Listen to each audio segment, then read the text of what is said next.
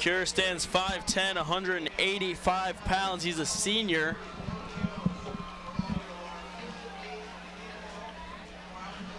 The Braves are really lucky, and Reed Eichholz especially. He has so many weapons at his disposal. And it just so happens that one is his twin brother who led the entire conference in receiving yards. I mean, he's able to take the ball and just sit in the pocket, first of all, with the excellent blocking that his O-line has provided for him this game. Find the receiver downfield and make the throw. The first play, the first offensive play for the Braves was a touchdown, Eichholz to Eichholz. And if it's not to Dawson Eichholz, it's to Colin Shaw. It's to Zarian Hunter Cure. And if he's not giving the ball to somebody else, he's taking it himself. It's tough to stop a team that has so many weapons. Yeah, definitely like a two-headed monster with a quarterback, and not to mention all the other heads from all the other monsters on the offense. Kick takes a bounce and will be fielded at the goal line. Finding his way up the sideline goes Avery Collins. Finally taken down. You know, that was an excellent kick return right there. He took the ball on the sidelines, didn't have a whole lot of field to work with because the Braves had kind of forced him over to that side of the field, but still was able to get the ball out near the 30. We apologize for the technical difficulties on the live stream.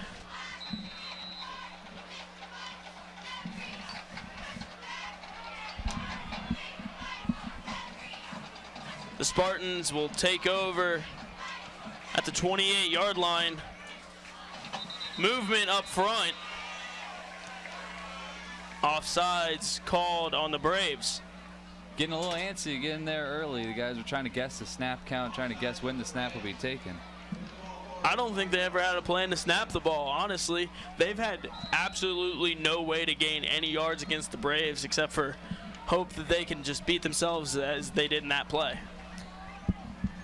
Well, maybe something like that will set this Spartans team up here to get a little action. Handoff taken down in the backfield. It's Jalen Thornton. No room that time, and that's kind of been the story here as far as the defensive line goes. They have dominated in the trenches.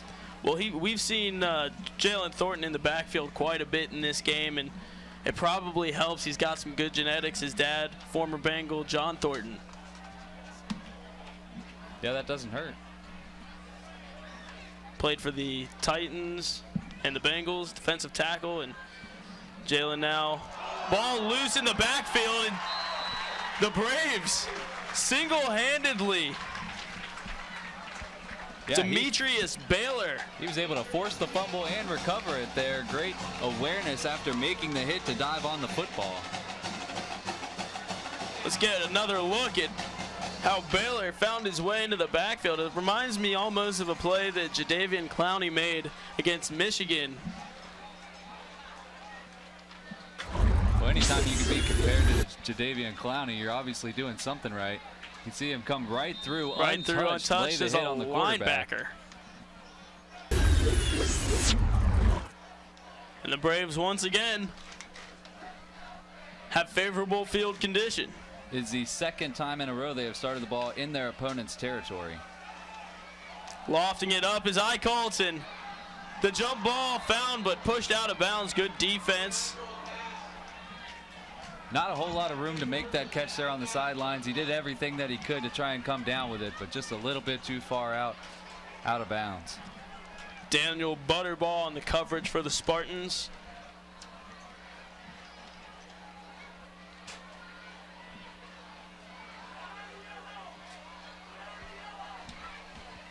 Second down and 10. Got the receivers here, 4 wide receiver sets, split out 2 on each side. Handing to Hunter Cure again, and once again, Cure finding the end zone. They just can't stop him. He has been very elusive here in this first half, and no one's really been able to get a grasp on him. He runs awfully hard. Yeah, I mean, even when he hits that second level there, if anything, he's speeding up when he gets to it instead of slowing down. And he has a great complement of elusive moves as well as the power moves. Would you want to get in front of that, coming full speed? You got to get low.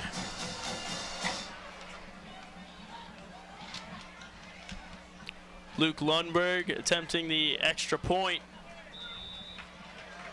Misses wide right. So the score stays 26-0. Yeah, rough first half here for Waynesville. Hopefully they just try to get through the rest of this half, get something positive out of it. Or at least this first quarter.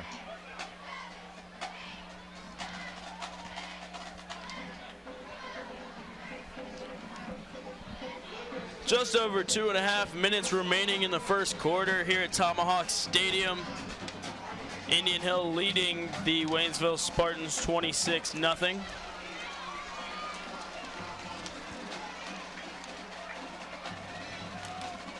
Yeah, anytime you give up 4 touchdowns there in the first quarter, you're going to have to reassess and reevaluate what your team is doing both offensively and defensively, because they need to either get some points on the board or start playing some better defense. As the Braves get set to kick off here, we'll send it down field level to Parker Perry.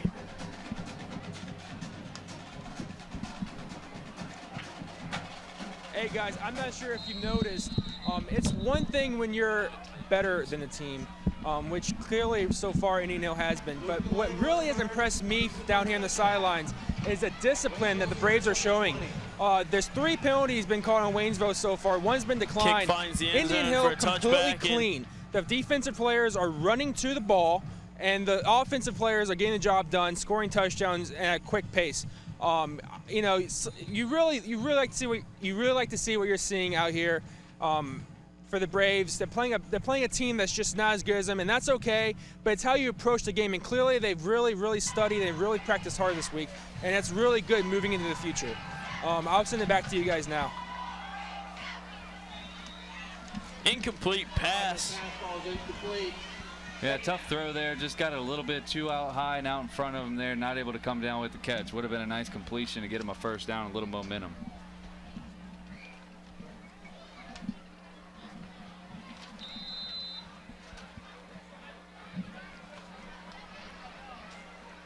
Braves defense doing a great job holding the Spartans. Only 1 first down thus far. Yeah, they really haven't been tested too much. Their defensive line taking a lot of the load off the rest of those guys. And the front 7 plays so well, it makes things very easy for the secondary. Looks to his right. Ball bounces to the secondary, and that was Michael Bright. Michael Bright with the pick 6. Excellent job there. Tip drill. Ball got touched just a little bit, I think. Went right into his arms. And then a great job there defensively after making the interception. Not only that, but returning it for a touchdown. That is the 3rd interception returned for a touchdown in just 2 games for the Braves. And playing some excellent defense. And like we were talking about, just the front 7 taking care of business, getting some pressure on the quarterback, making him throw it a little bit early. And when he has to do that, balls can get tipped, makes things easy on those other guys. Another interception there.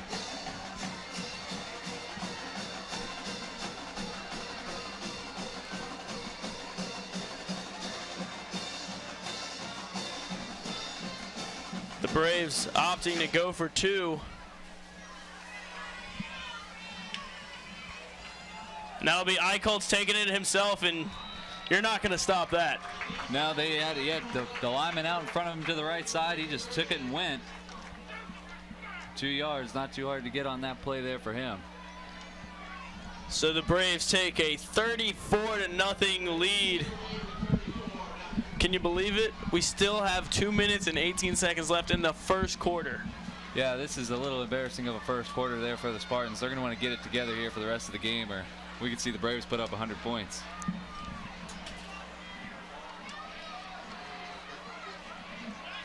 Do we have a stat check on that? Can we find out? Have the Braves ever put up 100 points in a football game? Indian Hill has had a history of power offenses in the years of Bo Cordell and Michael Scherpenberg, even the years of Sam Hendricks and John Griggs. It might have happened.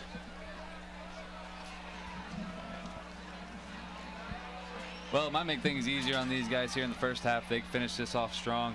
maybe just put in the backups, get them some reps here for the rest of this game, unless the Spartans want to come make things interesting. That scoreboard doesn't even have a third digit.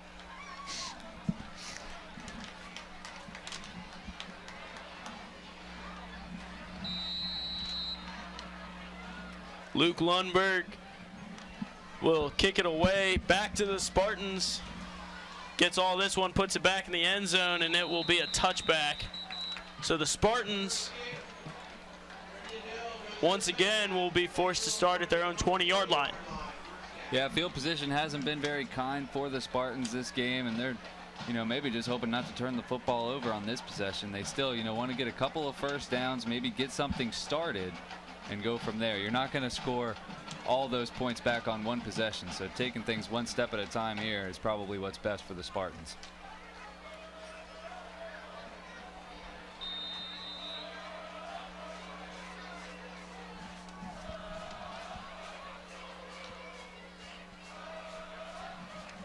Handoff, sweep play. The first try to the perimeter that I've seen all day, and it'll be a loss. Well, what do you do when things aren't working? When you're running it inside, you try and do a trick play, and they try getting it outside there. But unfortunately, the containment on the defensive side of the ball has been far too great from the Braves. Dawson Eicholtz on the stop in the backfield. Loss of 4. So that'll bring up a 2nd and 14.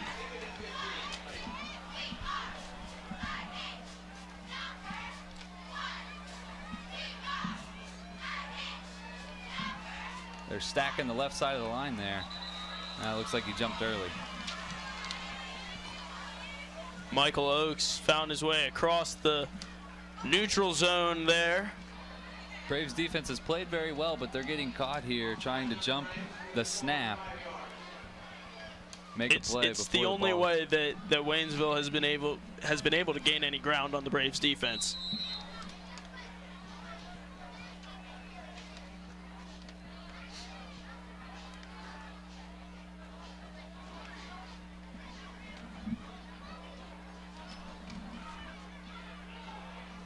Carmichael takes the snap, and he will hand off to number 19, Jimmy Plummer. And Plummer down the field. Nice job there by him. He took that ball to the outside, was able to bounce it out there and get a big first down. First big play we've seen from the Spartans here tonight. I was about to say that will go down as the longest play that the Spartans have been able to put together thus far.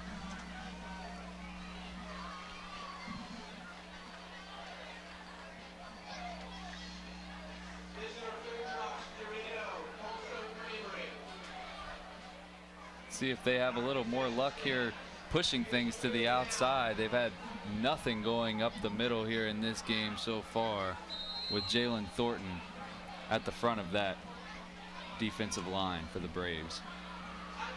Timeout called by Waynesville. Their first timeout. Well, he might just want to pump his guys up a little bit here. They've had a rough first quarter, but one big play just turned things around for them a little bit there. They're not going to get all those points back, like I said, in one drive. So try and sustain something here on this possession and take the positives out of the quarter and just move forward. Not too much longer to suffer through the first quarter. 52 seconds remain. The Braves commanding this game on every facet of the game. Yeah, they've dominated early. Reed Eicholtz came out, threw a passing touchdown on the first play. He's got one more to his name here in this game so far, so 2 for him. They've had a couple huge defensive plays, big turnovers, a defensive touchdown. They've dominated. Play resumes here, 1st and 10 from the 37-yard line. Handoff up the middle, loses his footing and will make his way just back to the line of scrimmage. That was Avery Collins on the carry. Yeah, Collins tried to take it inside there. Looks like he, like you said, just lost his footing a little bit there, slipped and fell. He might have had a little bit of room to work with, still able to get a yard out of it.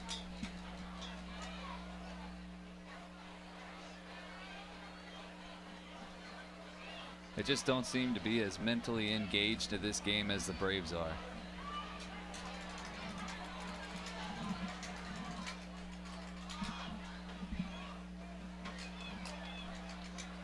Two receiver set. They will hand off to Collins again, and just like the last time, stopped before he could reach the line of scrimmage.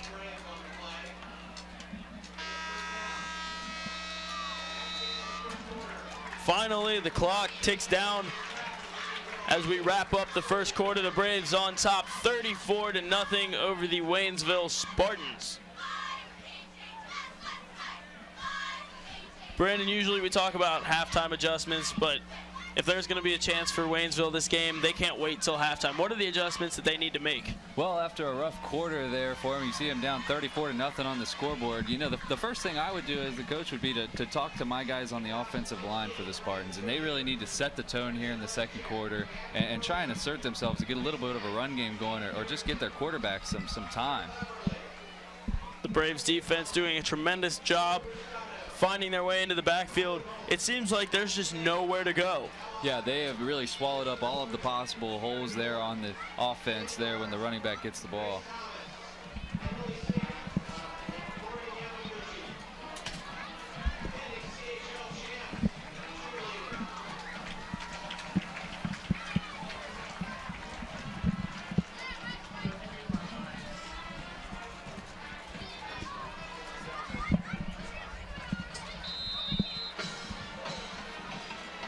We'll see if the Spartans are able to turn it around here in the second quarter, though.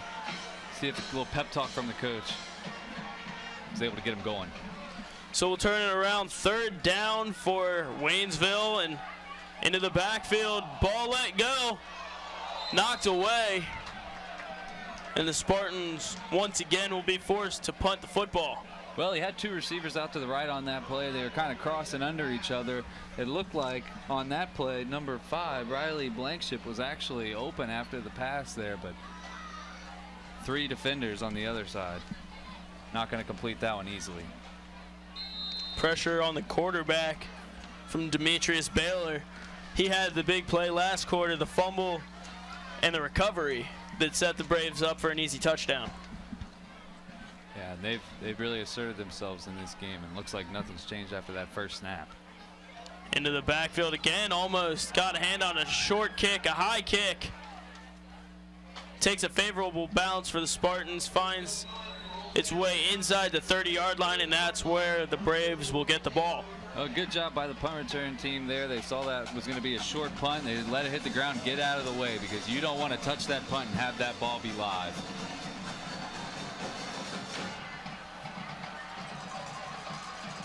This could be a good tone-setting drive for the defense here, as well as they finally have the offense backed up on the other side of the field for once when they come out on the field.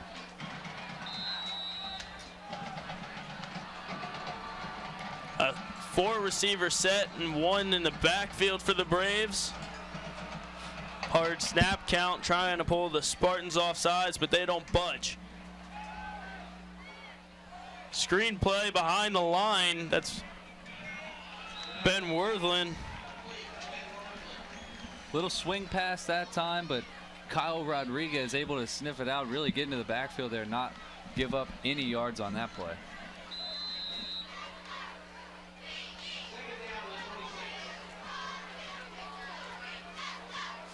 Twins on both sides of the ball for the Braves. Another 4 wide receiver set here. That's really been their favorite formation to come out in here in the early parts of this game. No safety. And a dual option, and it's Hunter Cure making his way through the defense, still on his feet, just shy of the 50-yard line. First down. They're having a very hard time bringing him down. He just keeps his legs churning the whole time. Even when he gets turned around, he's backpedaling just to keep that ball moving forward. Good fake there. Fake handoff, and then the give to Cure. That play action really is going to come in handy for the Braves. With how many weapons they have, you never know which way they're really going to go. And as the quarterback, you're the one that gets to make that decision, and he made the right one there.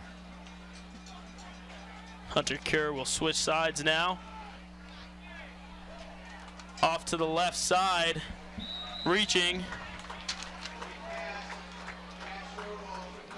Jack Stewart on the reception for the Braves.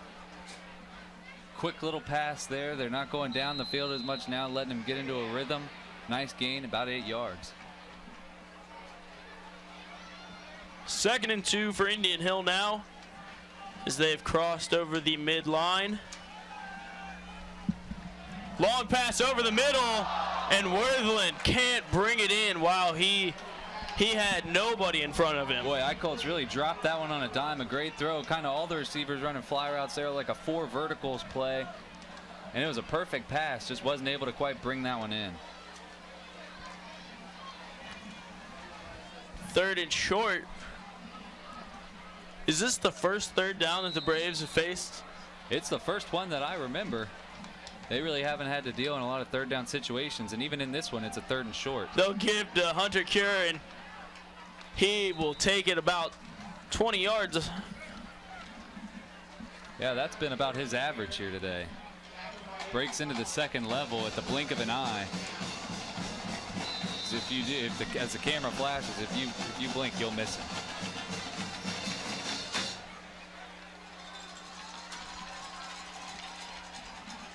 Hard count from Eichholz once again.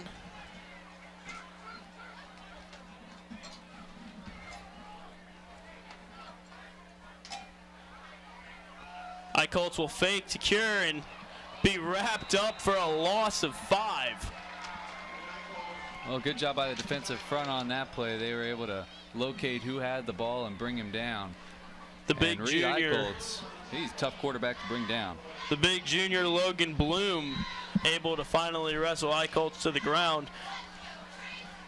He might be the only one out there who can match up to Reed Eichholz's size. Yeah, Reed Bloom Eichholz, playing that huge middle quarterback, about linebacker 6'5". position.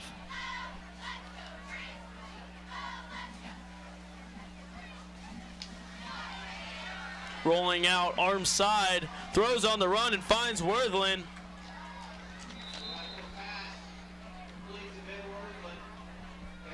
That's such a great way to get your quarterback in rhythm when he's able to roll out to the side of his dominant hand and find a receiver making an out route towards the sidelines, just feed it to him. It also typically prevents the receiver from getting hit too hard.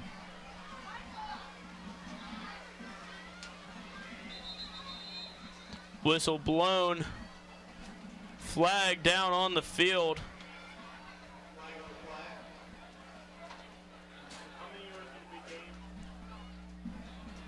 We'll have to see. I didn't get a good look as to what happened on that play. Looks like they're coming back.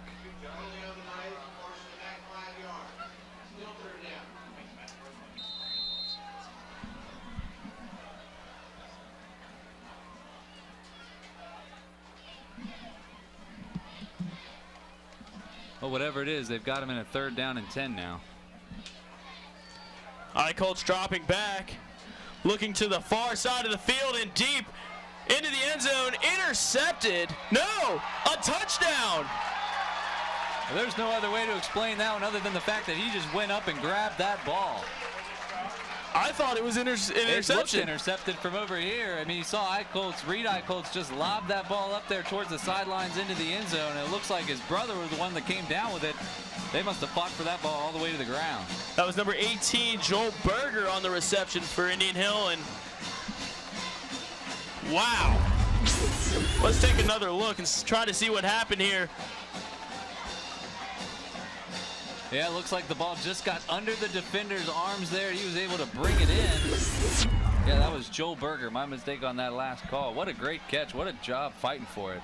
And on 3rd down and long, too, the Braves unable to convert the 2 points.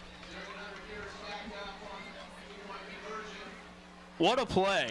Yeah, what a play. What a throw by the quarterback, too. Don't want to understate the throw that was. He really has a cannon. He can lob that ball and get it exactly where he wanted it. And it really did look intercepted. Talk about threading the needle. No doubt about it. He has made a handful of just excellent next-level throws here in this game so far tonight. When Eichholz released that ball, the receiver was actually still breaking to the outside of the field and hadn't yet turned back towards the inside to cut up the sideline. And that's what you need on those long passes, to have great chemistry with your receivers. And the timing is there, good things happen.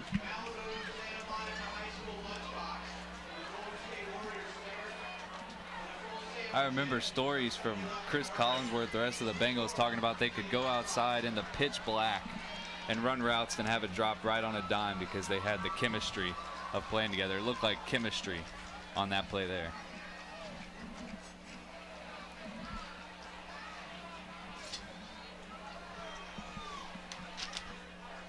Avery Collins back to receive the kick for Waynesville.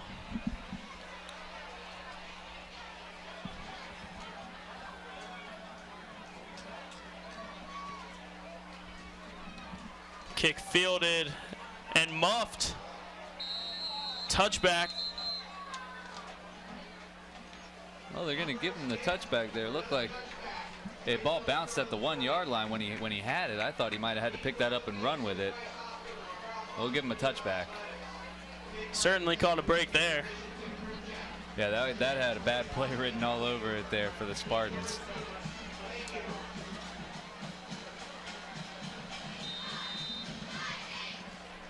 No rule change to high school football yet. We saw the NFL change the line of scrimmage after a kickoff to the 25-yard line to try and prevent players from returning kicks. Kickoffs, one of the most dangerous plays in all of football. Definitely. When you have big guys running full speed right at each other, incomplete pass there. When you have guys as athletic as football players, even at the high school level, it's always a cause for concern. Yeah, you got big 200-pound guys running at each other full force. Never really a good sign. Good play defensively there, though, by the corner on that play for the Braves, able to dive and break up that pass. Second and 10 now.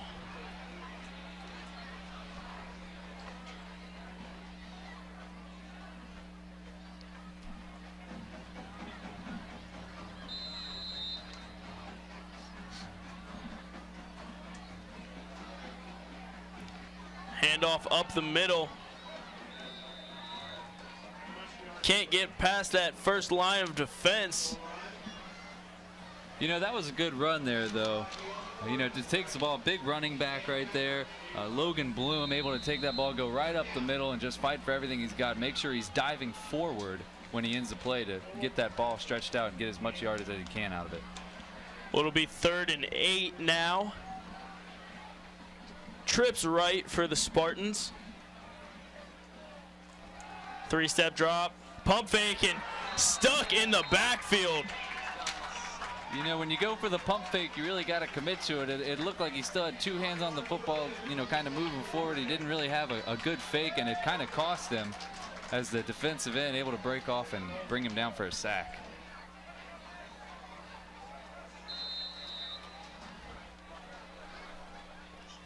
John Williams, the sophomore, bringing the quarterback down in the backfield.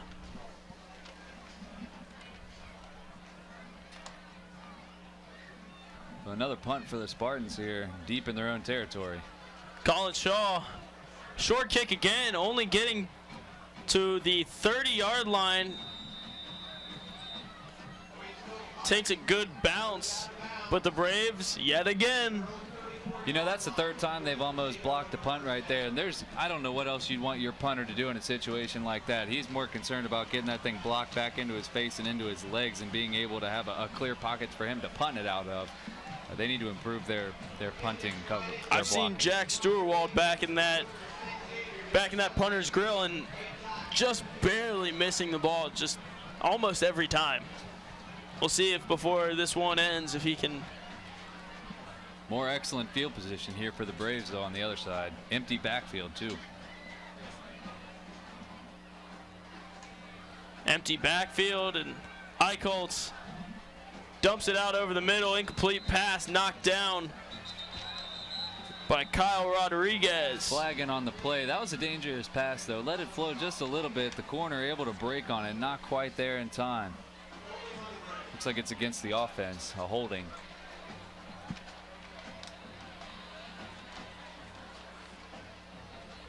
You know, they really do give Reed Eichholz a lot of open reign for this offense, it seems. He's able to make the passes. They give him a lot of 4 wide receiver sets, 5 wide receiver sets, and option plays. They really put a lot on his back, and so far tonight, he's answered the call. Again, earlier you talked about the chemistry between these guys playing together in the last 2 and 3 years. And really getting a lot of solid varsity time. They've been playing as sophomores and juniors, so they know the system well. And Zarian Hunter Cure finding some room to the outside, weaving in and out, shaking tacklers, a flag, and makes a final break to the end zone. And once again, he finds the end zone. Zarian Hunter Cure in for his 3rd score of the game. Penalty flags down, however. That play reminded me of a Marshawn Lynch run on that one, as he just kind of ducked his head and threw a man off of him as he had taken it back to the inside of the field. Face mask called on the defense. Touchdown going to stand. Man, that was a fantastic run. He had the initial break, such speed when he's coming out of the backfield, cuts it out to the right, and then comes back inside. Let's get another look at Zarian Hunter Cure. Flat out unstoppable. You can see him cut back into the inside, wanted to go outside, comes back in, and is able to throw him off of his shoulder while breaking another tackle simultaneously and just take it straight into the end zone. Unbelievable power and speed. Yeah, it's very difficult on the defensive side of the ball for the Spartans. No one's been able to really square up and make a tackle on him. He's just so fast. Fast, strong, quick, smart, great vision. Unbelievable. Unbelievable athlete. A lot of athlete. weapons here on the offensive side of the football for the Braves, and they have proved it here in the first half. Just take a look at the scoreboard with 46-0. The extra point was put through, 47-0 now.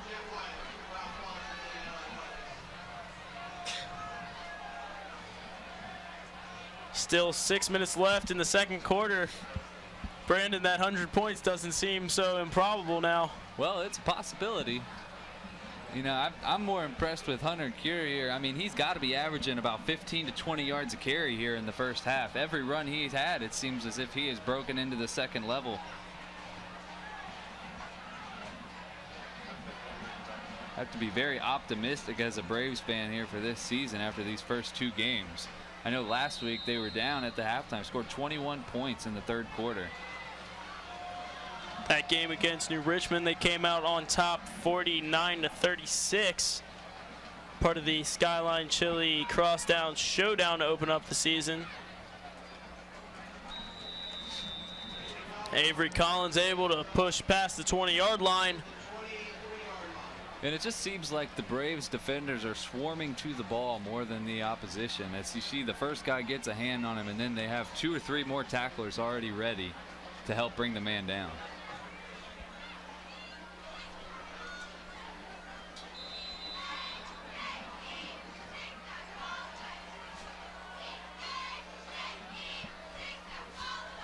First and 10 from their own 23-yard line. Come out 3 receivers to the right. Carmichael hands off. It looks like he was going to pull that back, wanted the option, and I think he did want to take the ball back. It looked like the running back was having no part of that. It looked like he wanted to keep it and maybe take it himself. It's Logan Bloom, and with that size and strength, wasn't really hard for him to rip the ball from his quarterback's hands. There have been some miscues on the Spartan side of the football in this game. You talk about guys maybe slipping on run plays, maybe not knowing all of their blocking assignments or not executing them properly, and then you have that option play right there.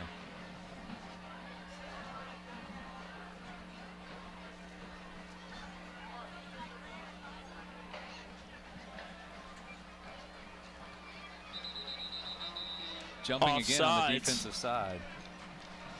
Again, that's the only way that the Spartans have been able to gain any legitimate ground on the Braves today. That's 4 penalties on the defensive side of the ball for the Braves, 3 offside penalties.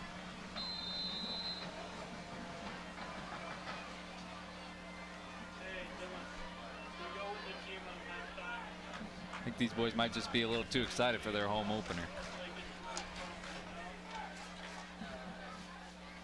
Handoff inside, not going anywhere.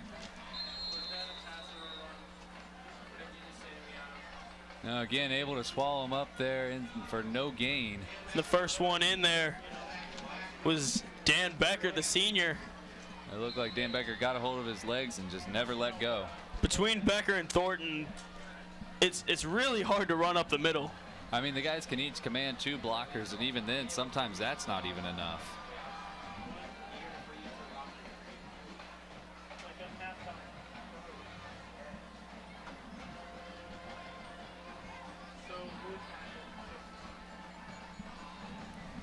got a 3rd down and 7 here. They really need their quarterback to get into a rhythm on this drive. Single safety, Colin Shaw back. Delay of game call. And that will force the Spartans now to convert a 3rd and very long. You know, there's really no excuse for a play like that either. You know, they have timeouts available to them, 2 timeouts. They're in a 3rd and manageable situation with a 3rd and 7, and now you bring it back all the way to a 3rd and 12.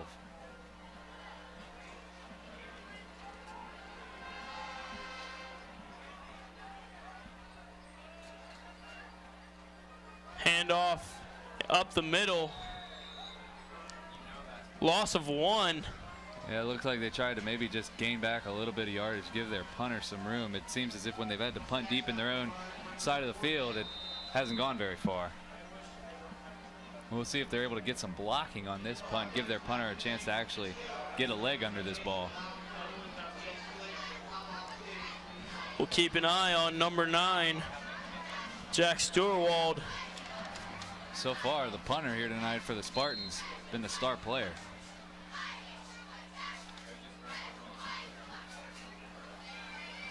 Braves not opting to go after a block, and still without any pressure, just able to skip it across the 50-yard line to the 48. Well, he gets it into his opponent's side of the field, but really another bad snap. The long snapper not getting the ball all the way back to the punter. He's had to grab all of them off of the ground, off of bounds. It was a very dangerous situation to put your punter in when he has to grab the ball off of the ground. We already saw him one time accidentally take a knee when he had wedged the ball between his leg off of the ground.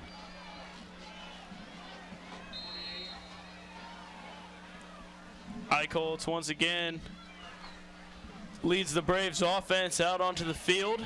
1st and 10 from their own 48-yard line. You know, normally I would say they're in about a 3-minute drill here, so they want to take their time and move the ball down the field. But, you know, all of their drives tonight really have come quick. False start called against the Braves. That will back them up 5 yards.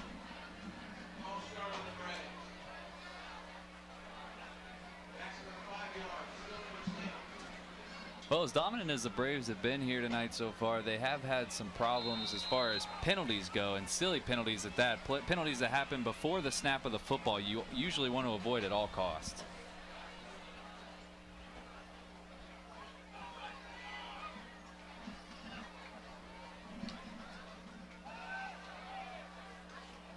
Sweep play out to Worthland, has a lot of room. We'll take it across into Waynesville's territory to the 35-yard line. Nice catch, able to cut it back up into the middle of the field. Had he not lost his legs out from under him there, he looks like he tripped up a little bit. He might have gotten a few more yards out of it, but excellent play, excellent 1st down.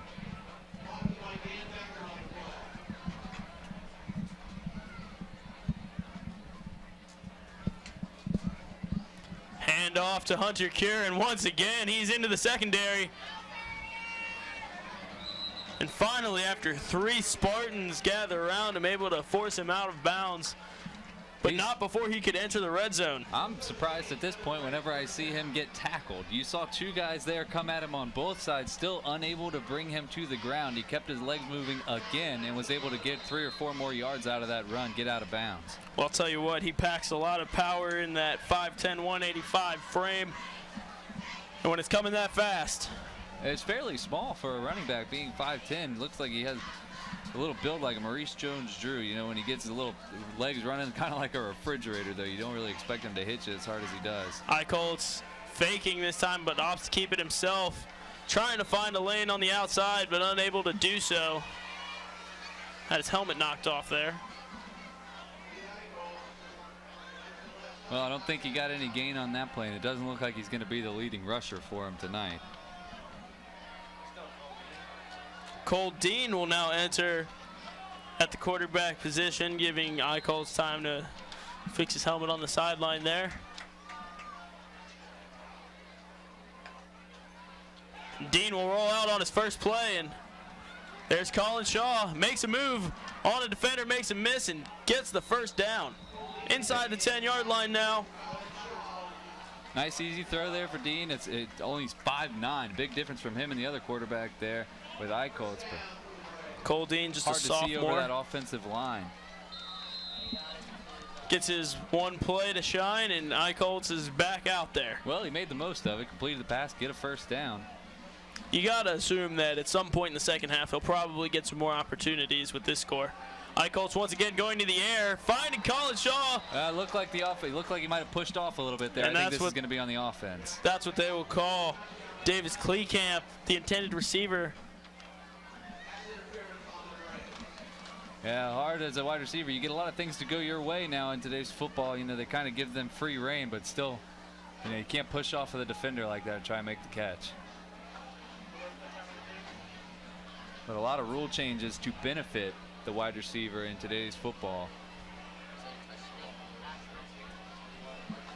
So after the 15-yard penalty, the Braves are first and goal, but on their own, Waynesville 23-yard line.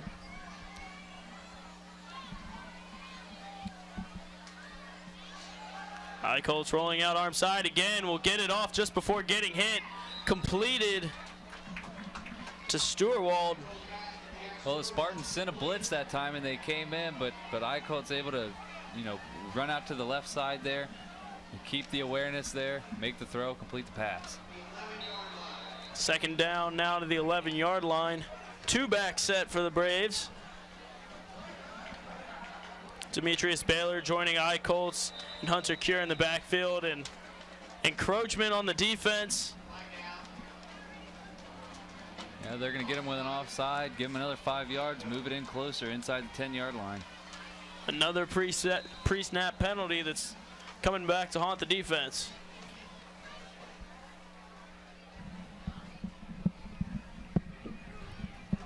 Not very often tonight have the Braves gone with a two-back set, and I don't think we've seen them take a play from under center as well as the Spartans taking a play under center. Hand off to Hunter Cure, and he's got all day to find the pylon. Finds his way to the touchdown. Penalty flags fly. You didn't think he really had the corner there, and he didn't. The safety was in a good position to come up and make the tackle, just unable to bring him down again. Holding on the Braves. So that rushing attempt to no purpose. Still another good run there by Hunter Cure. He has really shown his dominance and had his way with the defense here so far today.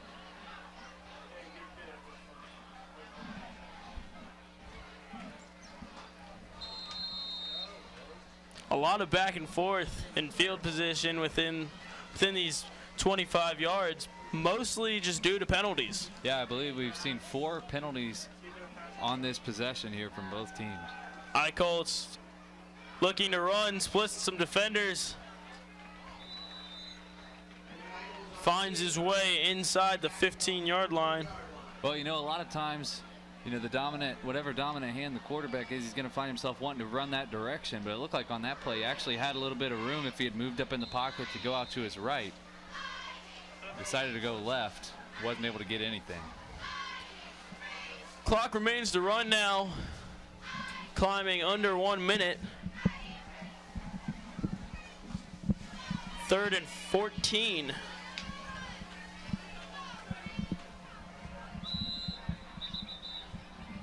Timeout finally called by the Braves. And they'll see if they can draw something up here to add to their already commanding lead over the Spartans. Well, you know, you want to get a touchdown out of this drive, but, you know, I think they'd be just fine kicking a field goal, taking things to halftime if that doesn't happen. Had a lot of penalties on this possession. That'd be something they want to correct in the second half. I'm sure we won't see the starters out for the rest of this game. Maybe after halftime. Maybe they'll give them some snaps in the third quarter, but really no purpose.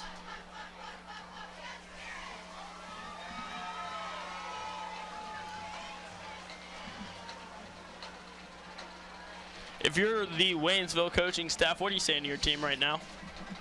Well, you know, at some point you just got to get these guys some reps. So, you know, they might not be able to come back and win this football game, but they can still take some positive things from it. So in the second half, I'd just tell them to come out, play loose, you know, get after it and see if they can get some points on the board to take some positive things away from this game and maybe move forward.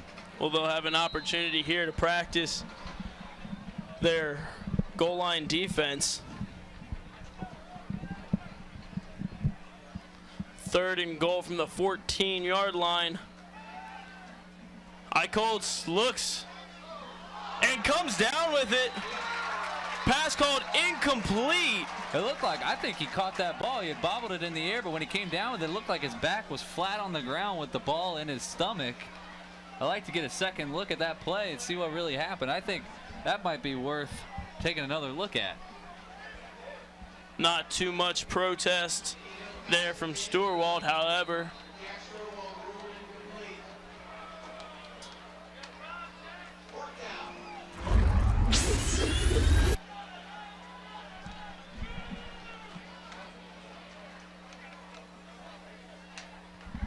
Braves running their 4th down play now. Colts escaping pressure. Incomplete pass. And the Spartans able to hold tough and make a stop. Turnover. Yeah, they had good immediate pressure there on the defensive side of the ball. Was able to put some pressure on the quarterback and make him throw it a little early there. Incomplete pass. And that's one of the positive things that you can take into halftime with you. There's not been much for the Spartans, but coming up with a goal line stand on the defensive side of the ball is obviously a positive.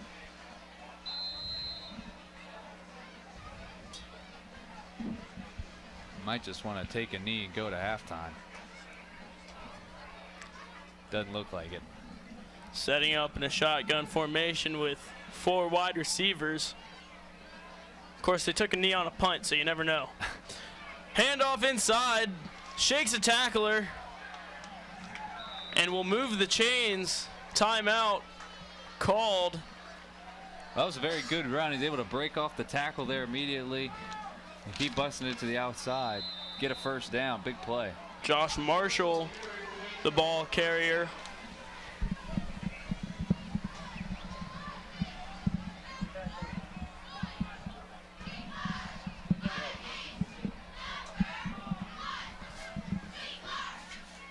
Again, the handoff. This time stuck where he starts. Can't make it back to the line of scrimmage. Yeah, defense made a correction on that play. Filled all their gap assignments. Brings them down. Maybe a yard there. And with that, it'll take us to halftime. The Indian Hill Braves leading the Waynesville Spartans 47-0. First half thoughts, Brandon? Well, you know, what can I say? The Indian Hill Braves come out dominated early. We saw the first play on offense for them. They were able to, you know, have Reed throw for a touchdown to his brother. Their defensive possessions have been great. They've gotten turnovers. The only thing that I would say to the Braves is to maybe limit the pre-snap penalties. But other than that, there's really not anything you could say about the way they played this game.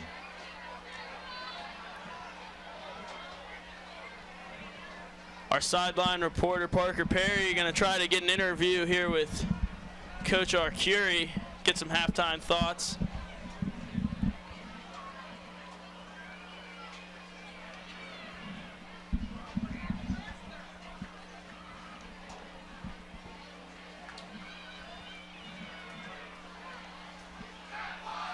Looks like Parker's got a hold of Coach now.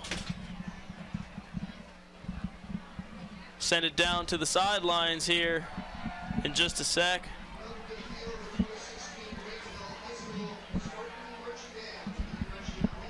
Parker Perry, you got Coach Arcuri down there. All right, Coach, thanks for. How do you evaluate plays of effort? You know, I saw in the first quarter there was like barely any penalties. A little bit later on they got a little bit sloppy, but how do you evaluate it? Well, you know, you're happy with the score, but you know, we've got to do better when it comes to the things that you mentioned. When you play solid football teams, particularly in November, and that's our goal, you can't jump off sides, you can't have holding penalties, and those are the things we got to get corrected. Awesome, thank you, Coach. Thank you. Sorry about that, guys. Thanks, Parker. Thanks, Coach Arcuri. So at halftime, the Braves lead the Spartans 47-0. Stick around for the second half. Action coming up next on IHTN. Oh, I see. Okay.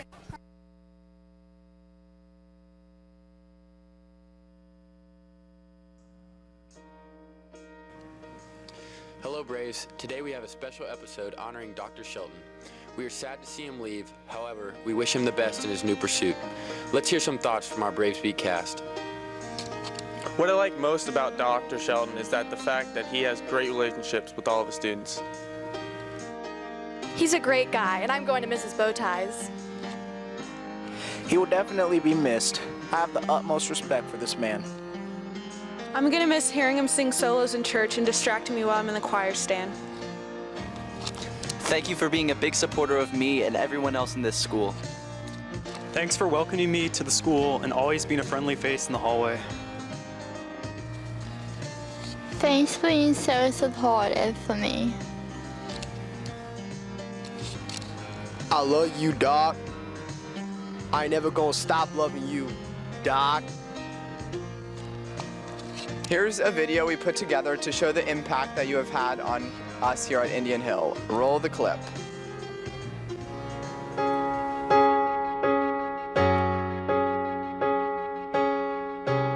Thank you, Alexa. I'm here with Dr. Shelton.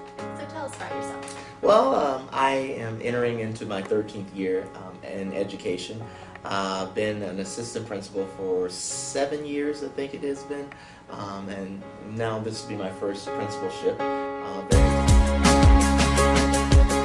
I need to work out more and eat less. How about that? That's a good one. Will that work? Yeah. All right. So, how proud of you are your Braves team tonight? I'm very proud. They're playing strong. Hopefully we can come back. We're just down a little bit. Just play persistent and make it happen. Dr. Shelton, if you could be any fall vegetable, what would you be? Pumpkin. And why? Because it's orange and it's circular and it's big and people like to cut it and make faces. That's perfect. Yes, Halloween, fall.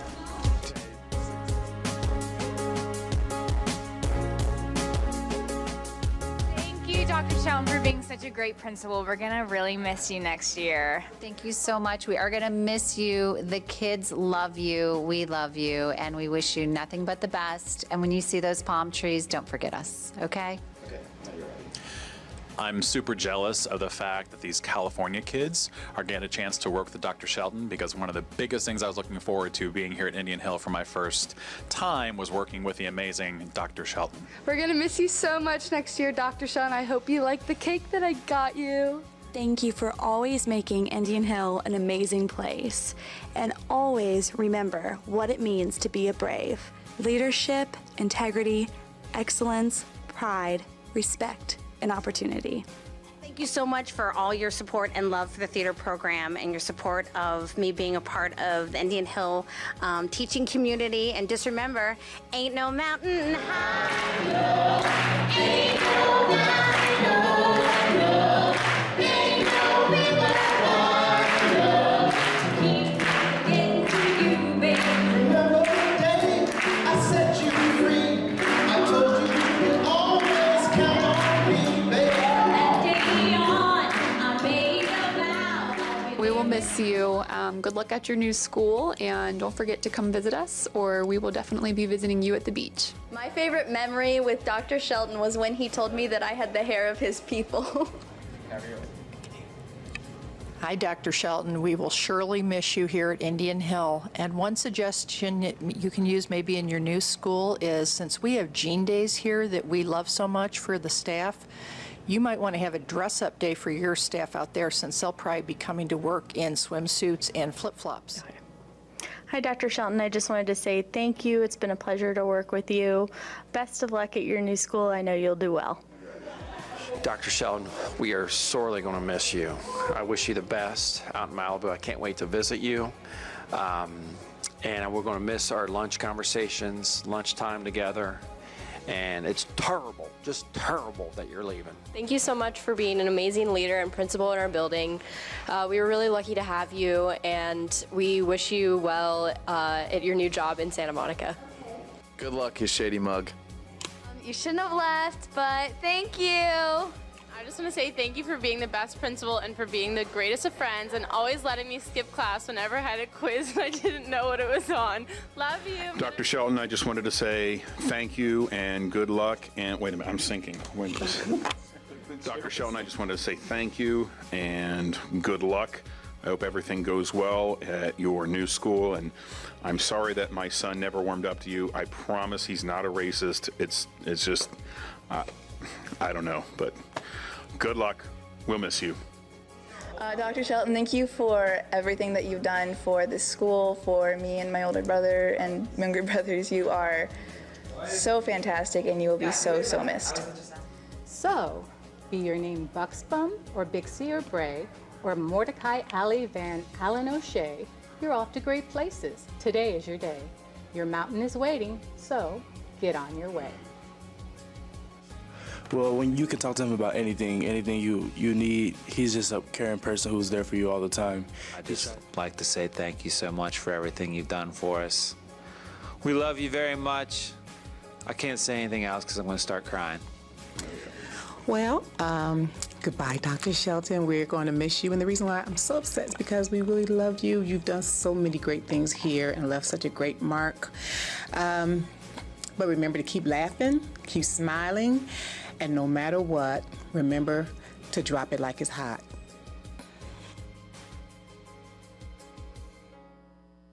Welcome to Tomahawk Stadium. It is the home opener.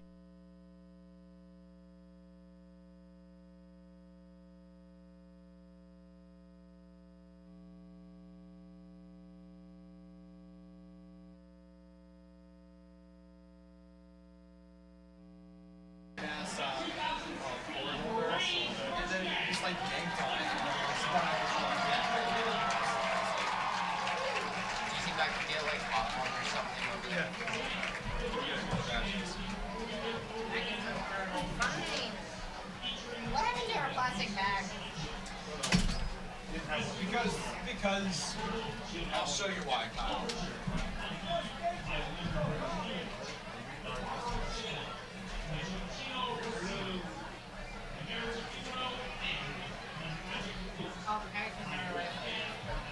Refill it. Would you like a refill? No, because you weren't able to steal it either.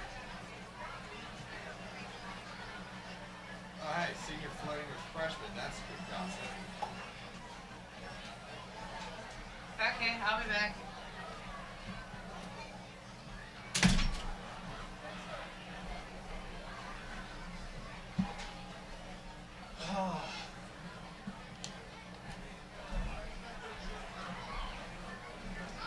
I noticed they faked you out a couple of times. Like, you don't see the handoff. Yeah. Do you see when it's on that side of the field? When it's on the far side of the field, it's hard for me to see anything, so I have to focus on who you're there. I'm looking at it. Like, looking off camera so I can see what the heck's going on. And then it's like, I have to zoom in. It's like, they have these. It's a video monitor. We don't know where the walls are for it. So we take this and make it. Well, that's great to know now, but now we don't know how to use it. We can't attach it to the camera. Like five things of Scotch tape. One thing of Scotch tape. A couple pieces of gaff tape. But I think that would be even more awkward. Because they want me to be smooth, but I can't see the ball and I have to move fast. Yeah, that would be more awkward. Hey, Dakota, you know that water bottle you took from my bag? It's all the referees. Oh, yeah. Well, screw them. It's not even hot out. Yeah, because I was walking by, I was like seeing if the lunchbox was still in, and all the referees are sitting at the table. There's no table. It's just a bunch of chairs. Fuck, you're just talking about the table. Still got that table. Yeah, there is. That's where the lunch bag is.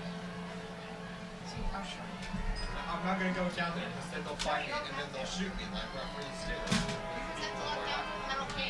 Oh, okay.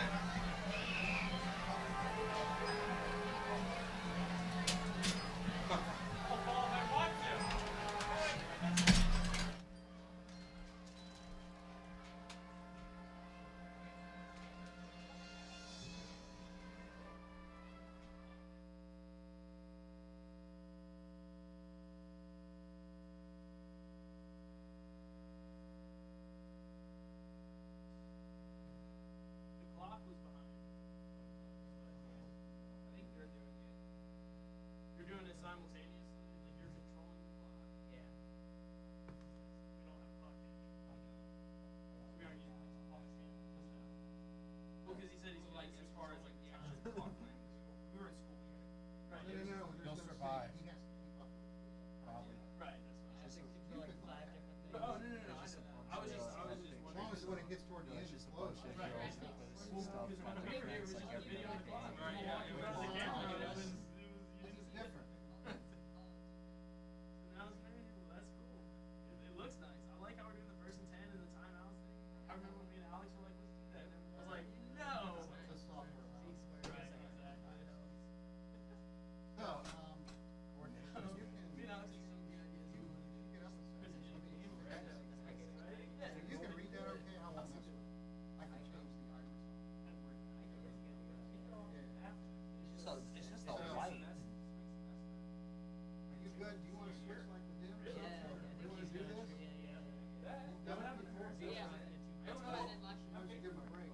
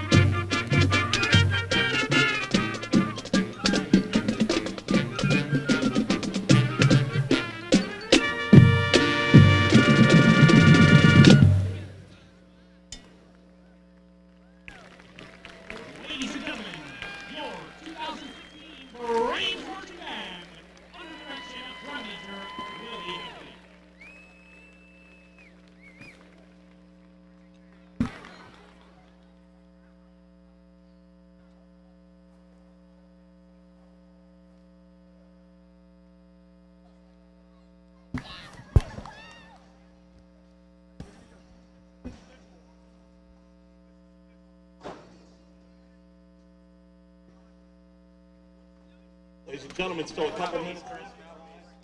Burritos, Cold Start Creamery, or hit your CHL award-winning Ryan, here. He knows what he's talking about sometimes. Who, Ryan, me? take the hint. What's that? I gotta use the bathroom. What's that? What is that? I'm mentoring. What is that?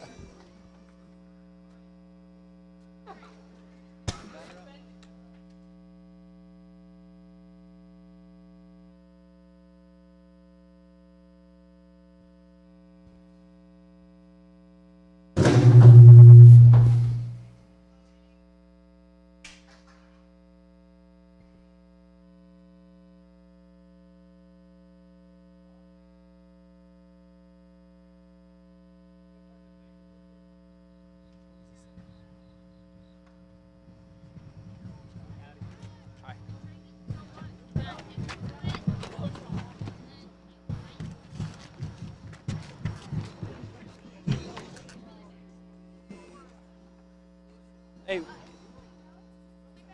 is this thing? What? This. It's an extra mic. Here, let me test. When I Let me test the fan. when I put it on the thing, it made a loud noise. Is that normal? Go.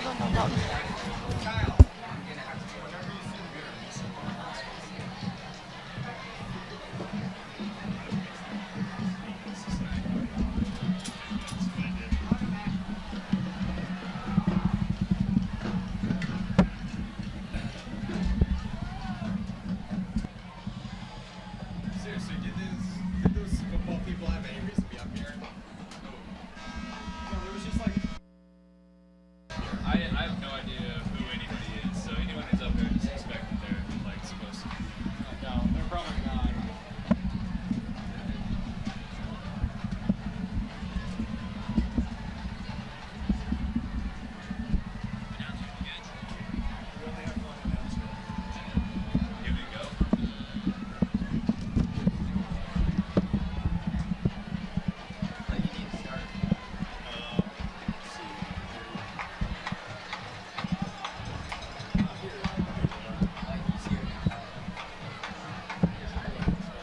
I was getting blocked on the steps by the chick who's still standing on the steps. Oh, we're on?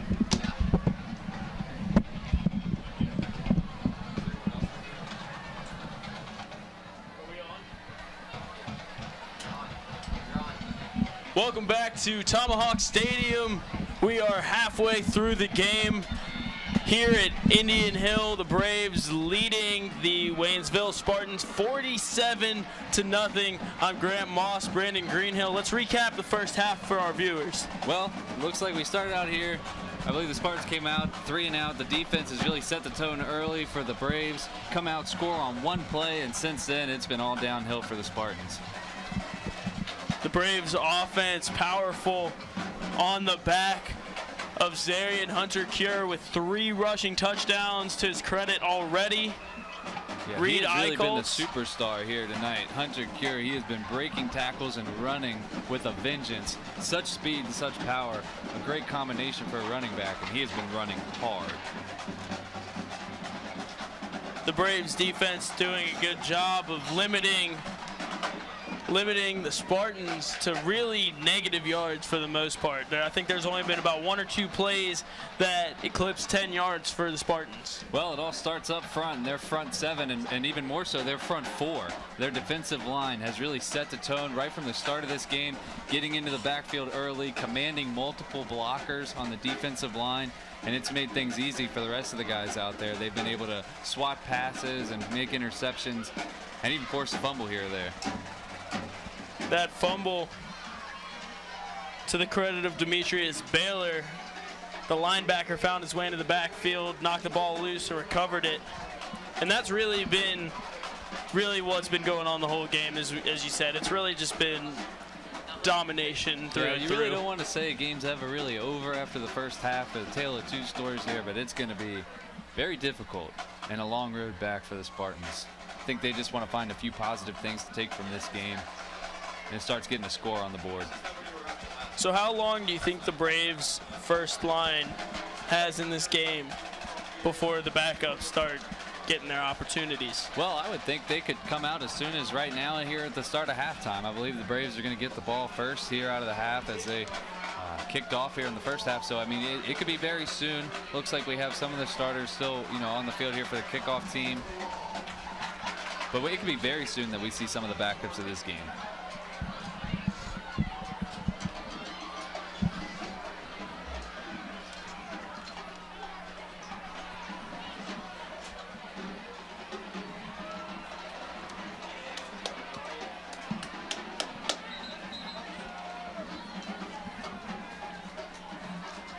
Back to receive the kick for the Braves. Dorian Magruder. We were down on the sidelines here at halftime. We saw some of the Spartans players there, and a very somber tone on the sidelines. These guys kind of want to just get back out here on the field, maybe make some positive plays happen.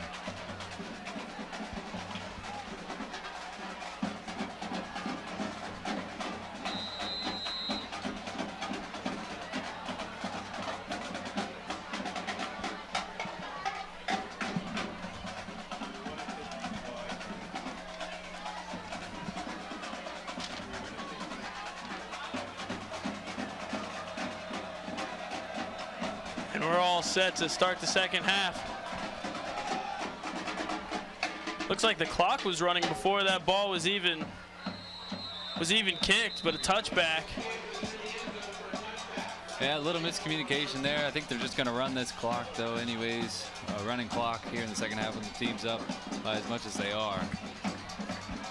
Maybe get through the second half a little faster for the Spartans team.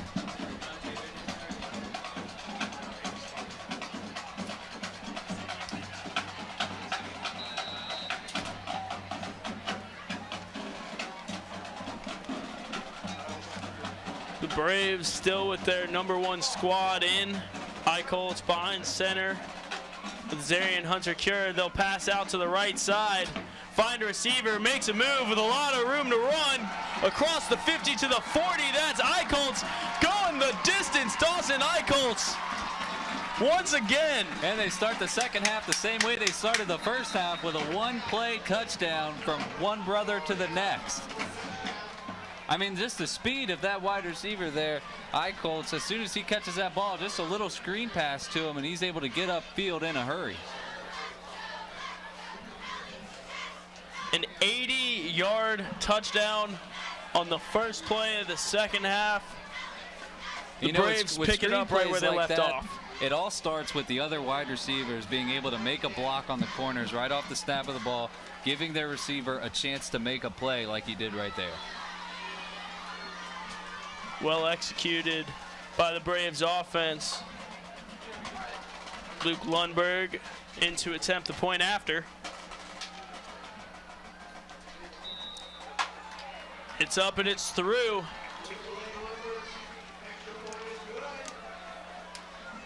So 54, that much closer to triple digits for the Braves.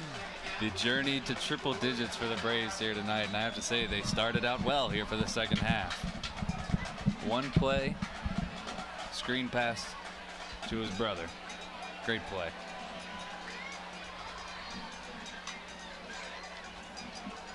I have a feeling we're going to be seeing those two hook up a lot this year on touchdowns.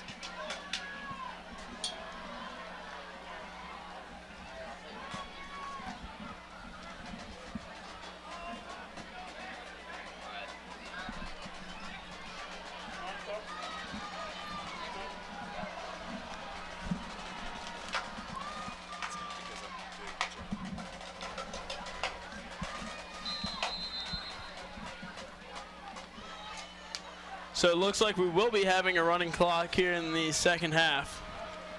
Yeah, kind of a mercy rule instituted for these high school teams whenever there's a game with this high of a score. Kind of a respect thing, I guess. Low kick, skipping by into the end zone for a touchback. Spartans will get possession at the 20-yard line. Another nice break there on that kickoff. That ball could bounce anyway. If it goes out of bounds, you give the Spartans the ball at the 40-yard line. They have not had good field position all night.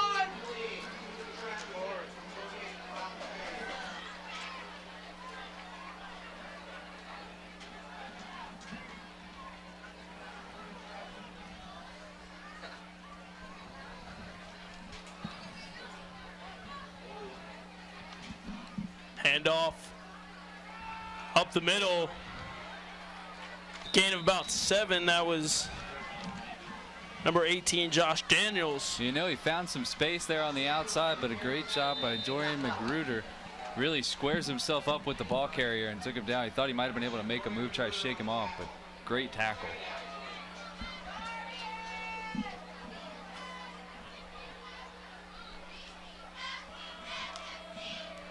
Two back set for the Spartans. 3 wide receivers and a handoff. And in the backfield, wrapped up and taken down. The man of the second half, Dawson Eichholz. Yeah, anytime you can keep the running back going east and west instead of north and south, definitely a positive on the defensive side of the ball. He forced him to try and bounce it outside and keeps him going that direction. Just never able to pick up any steam.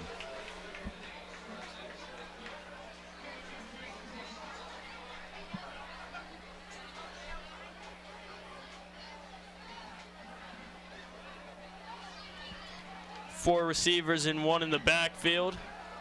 And quickly into the backfield is the Braves defense, but Carmichael able to scramble away and get the first down. Great awareness there by the quarterback. He felt the pressure early, tried to go left, saw that was occupied by the defense, so turns around, heads upfield, able to make a play and actually get a first down there. Barely Barely escaping the grasp of Jalen Thornton, right on his tail about the entire play.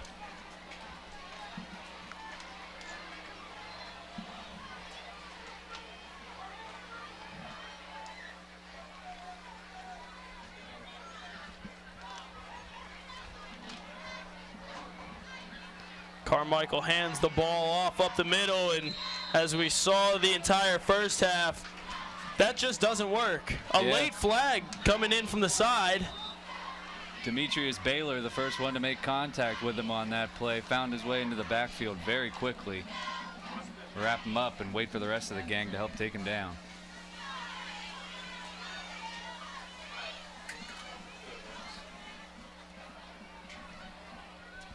As the clock continues to tick down, the referees will discuss personal foul on the defense and the offense. Those penalties will offset.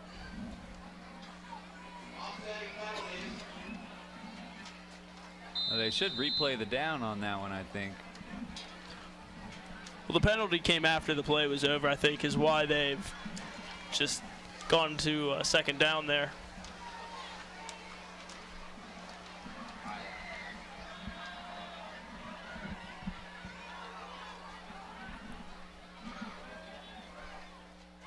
Spartans hand off.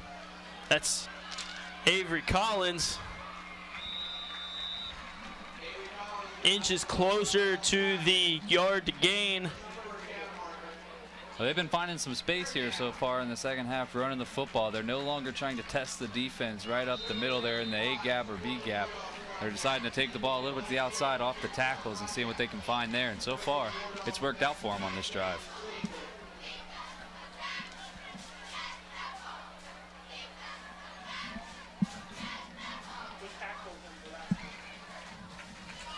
Looks like the wide receiver took off a little early right there. False start, I think.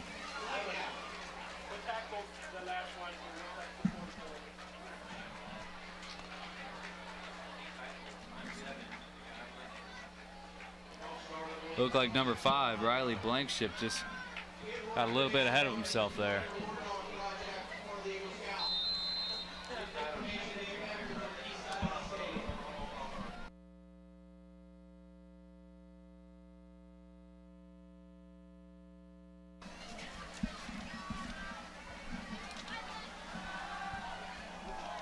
So third down, pass is made and it's incomplete. Number 5, Michael Bright in on the stop. Good coverage from the Braves defense there. That'll force the Spartans to have to punt yet again. Yeah, going to bring up a 4th down and about 6 here. I'm still keeping my eye on number 9, Jack Stewart, because he's been right in there. But it doesn't look like the Braves are going to look to block this punt. And the kick is almost do up. again. Going to be a short one, not really take a bounce. Number 2, Kyle Rodriguez, stops it before it ends up going the opposite direction there. Going to have a change of possessions as the Indian Hill Braves come out onto the field here with the ball close to midfield at about the 45-yard line. And it looks like they have officially made the switch as Dean comes in at quarterback here. Tennyson Holmes in the backfield with him. First down and 10, takes a high shotgun snap. Able to bounce it out to the outside there. Get upfield for about 5 or 6 yards. That was Tennyson Holmes in on that carry. Good job of Cole Dean to adjust after the high snap and able to complete the play to the fullest. The difference between the two quarterbacks, you have one at 6'5", and then the other one comes in at 5'9", a difficult adjustment for the center to make. And about 100 pounds lighter as well. Brings up a 2nd down and 4 here from the pistol formation. Going to hand it off. Defenders come to the backfield quick, and they wrap him up, bring him down. Looks like he's going to lose 2 or 3 yards here on 2nd down. Spartans now have a little bit of a different attitude on their defense. Maybe Cole Dean isn't quite as intimidating as Reed Eichholz. It's certainly a different physical stature. Going to bring up 3rd down and long here from about 3rd and 8. Shotgun formation. You got 3 receivers to the left and 1 to the right. This 3rd quarter clock running down quick, just under 3 minutes to play. As Dean switches things up here, going to take the snap. Sets his feet, makes a throw, a nice throw. A 1st down with a spin move into opponent territory inside the 40-yard line, maybe the 39.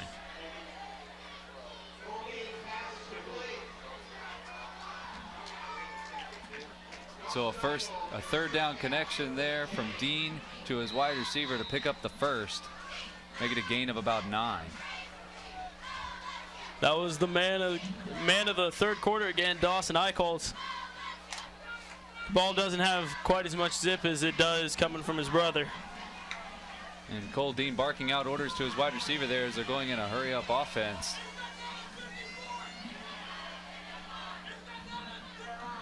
First down and 10, takes a snap, hands the ball off. And he's able to move ahead for a couple of yards there, make it 2 or 3.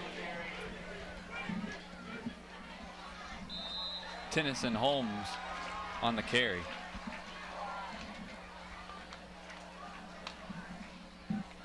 Just chewing up that clock here in the 3rd quarter. Yeah, it's going much quicker this time around.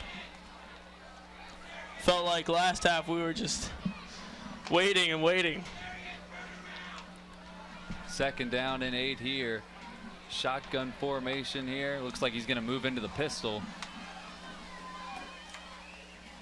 Takes a snap. I think we have a dead ball here. Looks like a false start on the offense. And that really just looked like the center didn't snap the ball. About 3 or 4 of the receivers there took off, and the ball hadn't been snapped yet. So some confusion on the offense. Move them back 5 yards. Another pre-play penalty here for the Indian Hill Braves. Bring up 2nd down, about 14.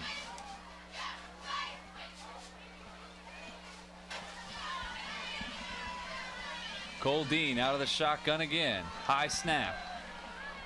Stands up in the pocket, throws, looks like an overthrow. Looking for wide receiver Davis Claycamp, or tight end. Incomplete on that one. Claycamp was the one that had the pass interference called on him in the end zone. So he's still looking for his 1st touchdown of the game.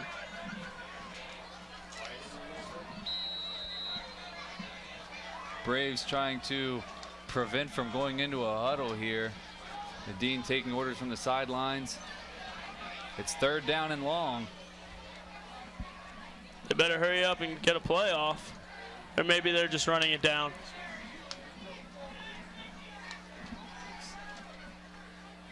And looks like they're just going to let this go to end the third quarter. So after 3, the Indian Hill Braves lead in this one 54-0.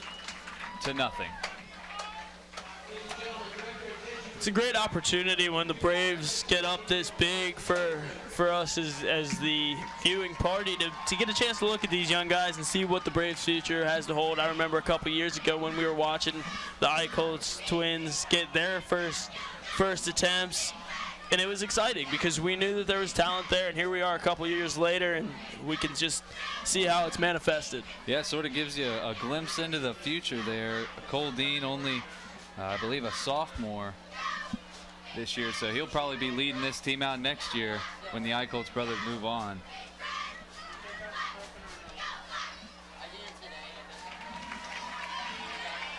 So a quick third quarter that time. Grant, what did you see out of the Braves in that quarter? Well, more of the same from the first string. You know, they're flat out unstoppable, and that's really just the only way that you can put it. It's exciting watching these young guys, as I was just saying. You see a lot of promise. I'll tell you what, Cole Dean, only 5'9", but he had a little bit of a cannon on that last throw, didn't he? Yeah, he really let the ball rip on that play, and we've seen them dominate on both sides of the football. Let's get there, Spider! So we will start the fourth quarter as they switch sides at about the 43-yard line. Make it the 42 of Spartan territory. They're going to have a dead ball here. Timeout. Maybe a little bit of confusion. Sounds like a little bit of a waste. On behalf of the Spartans, I don't think maybe they knew exactly what was going on that play. See, that's just got to be frustrating for Waynesville, because on top of everything else that isn't going right, if you can't come out of a quarter ready to play, that's coaching. That's not being able to relay what you want to your players. Yeah, that should never happen. They certainly seem to be having some confusion over there on that side of the field. We'll see some different substitutions come out here for the Braves.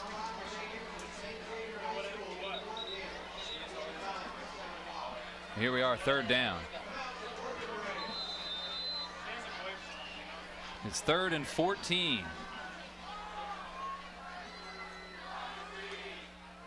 Shotgun snap taken, pressure comes, able to be picked up. Pass is completed for a first down, and he's still going inside the 10 for a touchdown. That's number 21, Benjamin Worthland. Worthland doing a good job making the play, catching the ball with his hands and able to shake off a defender and find the end zone. Yeah, it looks like he laid a shoulder into him there and just kept his feet churning.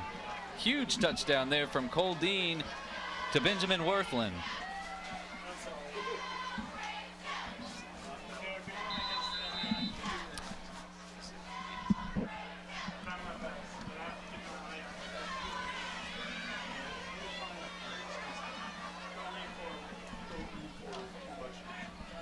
So the extra point to be kicked here.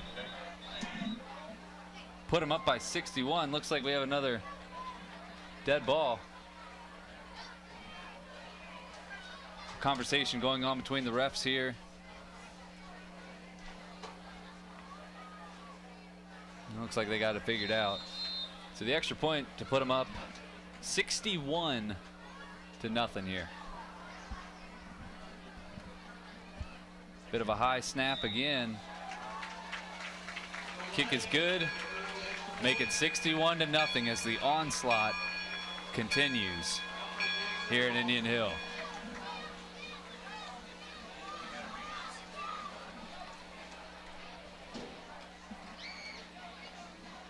As we have a break in the action, maybe we can get one more look there at that touchdown play.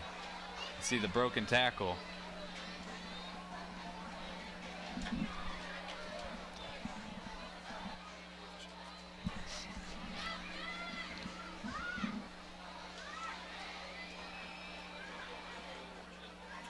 So 11 minutes remaining here in this game here in the fourth quarter. The score is 61-0, and now we're going to get a look at the replay.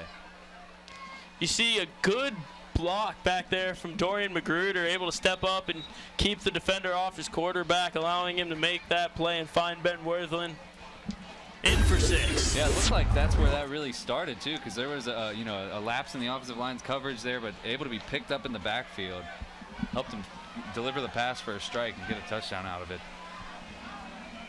Special teams comes out here for the Braves, ready to kick this one off, as the Spartans still looking for something positive to happen on offense.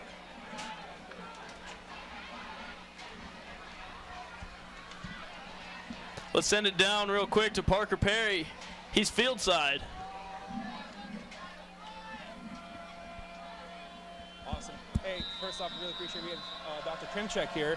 Sort of a Cincinnati celebrity, right? I don't know and but more importantly, a Indian Hill alum, right? Yes. So, you know, if you're not, and this is Indian Hill Television Network, and we are streaming live, so you know, a lot of alumni are watching right now. Can you just give me? You're out here still. You know, I think your kids have graduated, right? They're gone, or I have you? actually one daughter left. She's a junior in high school. Wow. So, can you tell me, give me the sense of community that Indian Hill has that that you've experienced through your time here? Oh, well, I do this because I love it. You know, going to school here, graduated in 1977. My wife went to school here, 78 grad, and all 5 of my children. And to see the community come out for opening night, opening home game night, second game of the season, have the entire upper area where the baseball fields are filled with people, Braves line, cookout, and just to bring the whole Indian Hill community together for a Friday night football game with great weather. I mean, you can't ask for more than that. I mean, this is what Cincinnati's all about. I mean, going back to your school, whether you're an alumni, you have children here, you know, watching a team play, it's terrific. It's a lot of fun. And we have a pretty good ball club, don't we? Oh, very good team. I mean, these guys were gelling last year.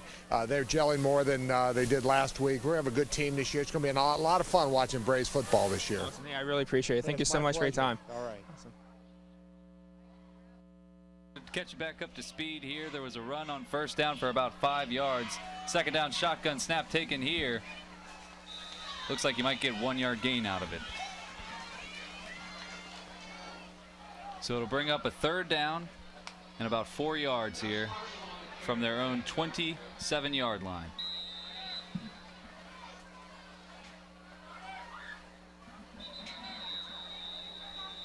Whistle blows here. Looks like another timeout on behalf of the Spartans. It'll be their second. Got 1 left.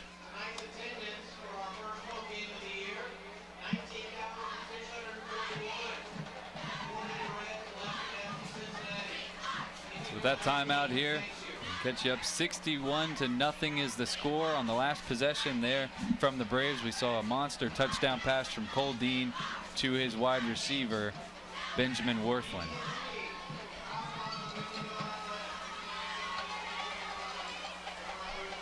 We'll resume the action here as the defense comes back onto the field, as the Spartans try to convert this third down and 4.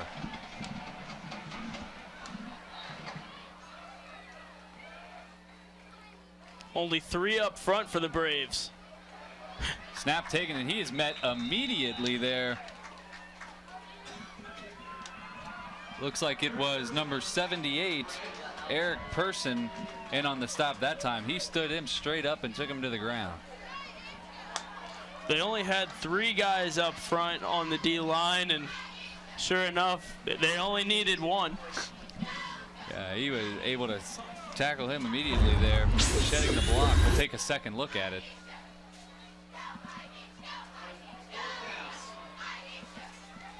Great job of just sticking the ball carrier right in his tracks. Fourth down here and about 2. Punt team comes on, almost blocked again. This punt taken at the 43, and he's met immediately. Tried to put a little move on him. Won't happen, and a little pushing and shoving after the fact. So the Braves take over at their own 44-yard line here with 8 minutes to go. The clock is running. And they'll get 1 more drive started here.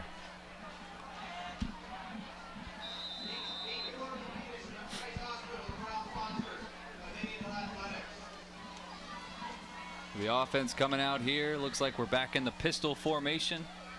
Number 19 in at quarterback. It's Nolan Seenberg. Run play here. He's able to pick up about 8 yards. So we have another new quarterback in the game here with Nolan Seenberg. Haven't seen anything from him yet today. Yeah, just a freshman on the team this year. Also, a freshman in the backfield, Mark Bennett. So we're really getting a glimpse into the future now for the Braves. Yeah, good to see these young guys get a little chance, though, here out on the field. We bring up 2nd down and 2. Quarterback keeper, he comes to the outside. Makes a move, gets upfield, gets inside the 40 to about the 39-yard line. That play revolved around the option right there. The quarterback did a great job of waiting till the last second to pull that ball from his ball carrier's arms and keep it himself. Yeah, I think he confused me a little bit there right off of the bat. And that's exactly what you want. You want the defense to chase the ball carrier, commit one way, and as the quarterback, you pull the ball out and go the other. Great job. 1st and 10 here. Pistol formation again. Hands the ball off. He'll move upfield. Looks like he gets about 3 or 4 yards on that carry. Another freshman, Trey Lopez, number 30, was behind center that time. So we saw Reed come out here in the shotgun formation a lot. It looks like these other 2 quarterbacks have really been a fan of the pistol formation. Just an interesting, different take here on the offensive side of the football with different substitutions. That definitely sheds a little light on where the coaching staff's head is at for the Braves. You can't just have a coach that says this is the way we run things here, because it depends on your personnel. When you have weapons like Reed Eichholz and runners like Zarian and Hunter Cure, then you can get away with a lot more. But when you don't have that personnel, you have to be able to adjust, and that's exactly what they're doing. Run play there is going to move the chains as he hits a little cutback. Able to get upfield inside the 25, maybe to the 24-yard line. They inch closer and closer to the red zone here again. 1st and 10.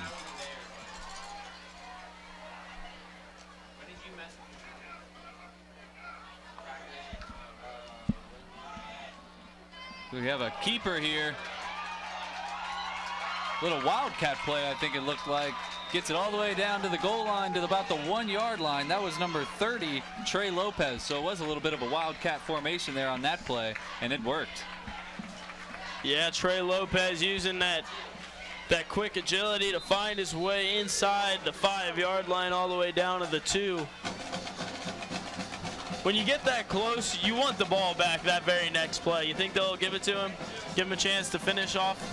Well, we'll see what happens here. 1st and goal. Gonna hand it off. And he goes nowhere. That was number 35, Duke Weiler. And he will come off here as number 26, Mark Bennett, checks into the game. 2nd down and goal from the 2-yard line.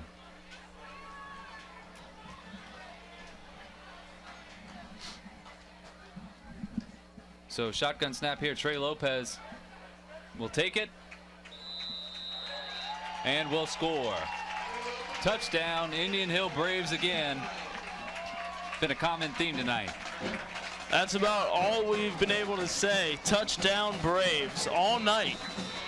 From every level. You put the 1st string in there, you put the 2nd string in there, you put the 3rd string in there. It doesn't matter. Waynesville just doesn't have an answer. They just don't have an answer for these Braves. And I'll tell you what, if you're Coach Arcuri, you gotta be pretty excited. Yeah, they've consistently been able to run it tonight too. Looks like they're gonna go for 2. Trey Lopez take the snap, and it's high over his head, able to pick it up off 1 bounce. But he will be taken down at the 20-yard line. No chance after the fumbled snap there. He was lucky to be able to pick that ball up off of 1 bounce there, don't you think? Yeah, some pretty generous hops. I mean, I don't know if you've ever chased a football down, but with the shape, with that oblong shape, it can go any direction. So the score will stay here at 66-0 for the Braves after they're unable to convert on that 2-point conversion.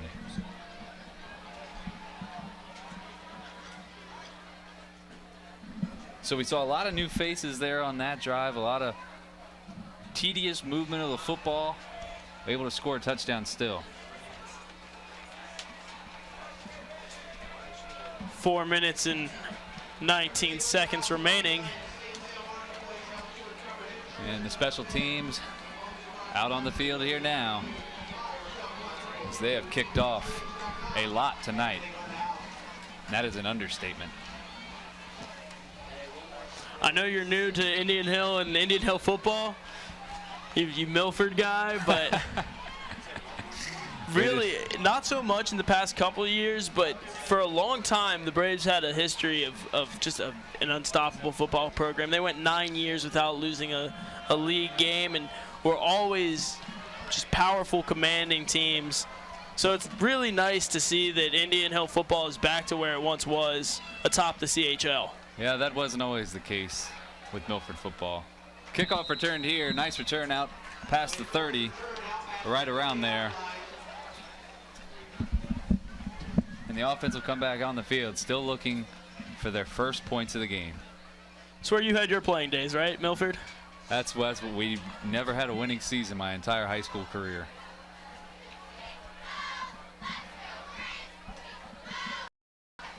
I know how Waynesville feels.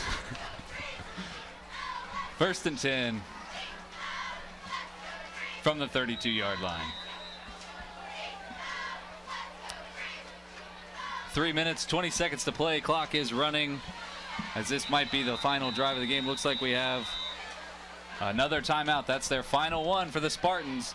It's the second time we've seen a timeout called for them after a dead ball play anyways. I really am just confused by this, because you're coming out of a touchdown. You've had time to discuss with your team what you're going to do on this next drive. Yeah, there was some definite confusion. This is the second time on that play.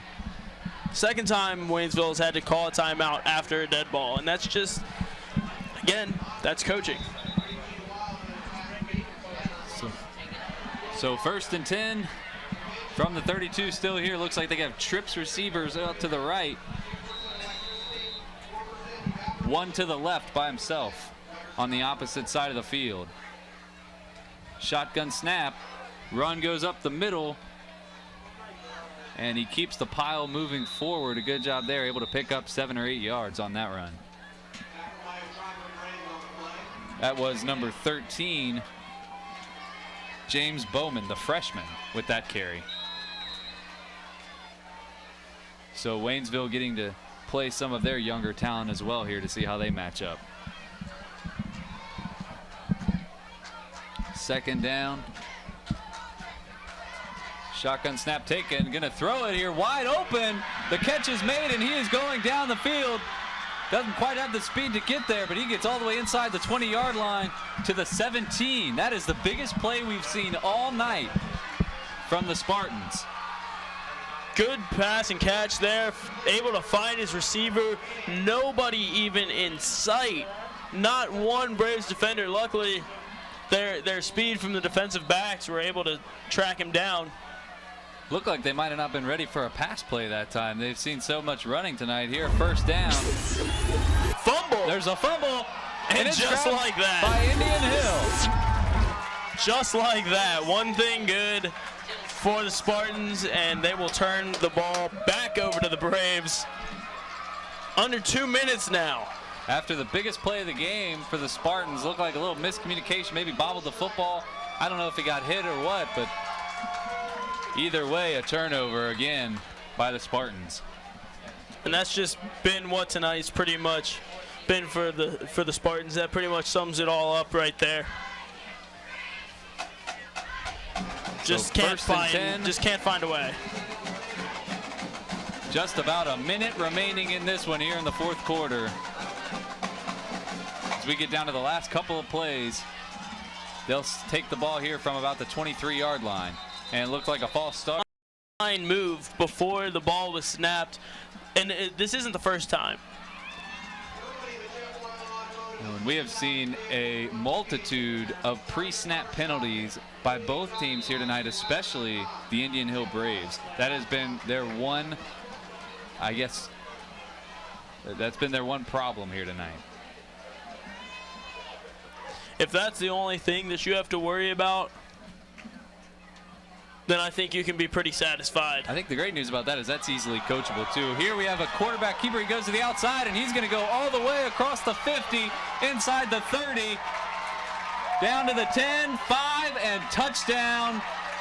80 yards right there. That was number 19. So a huge run. Nolan Seenberg, the quarterback. The freshman able to go the distance, and just when you thought it was over, Indian Hill's not done yet. A huge touchdown there from the freshman on a quarterback keeper.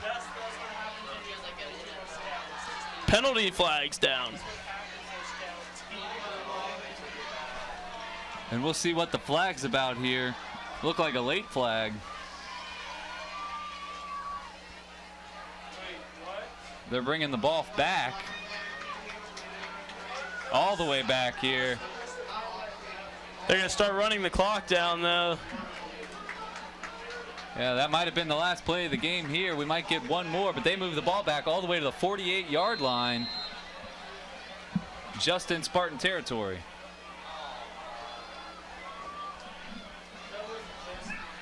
"12 seconds left, clock's running. They do take the snap, and he's going to hand it off here. Run taken to the outside. Gets it upfield a little bit, still moving, gets inside the 30 to the 27-yard line, and that is where we will end this game. The final score in this one, Indian Hill Braves 66, Waynesville Spartans 0. Well, a tough night for the Spartans. It was a tough night indeed for the Waynesville Spartans, as they'll have to go back home and without scoring. It is a long way back to Waynesville here from Indian Hill, but Indian Hill able to put up their second win of the season, and no problem here. They got to be excited. They've built already on their last season. I'll tell you what, Brandon, I'm excited to go through the season. We get the chance to announce every home football game here on the Indian Hill Television Network.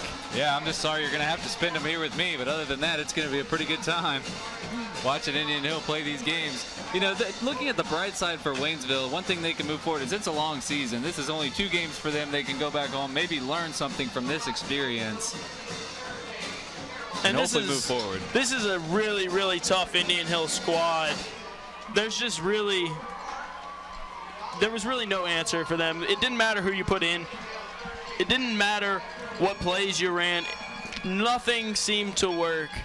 And that it really just shows you how powerful Indian Hill can be. And like I said before, it's real exciting watching the program and the community get back to where it once held the reins of the CHL. So 66-0 here, or 67-0, the final score.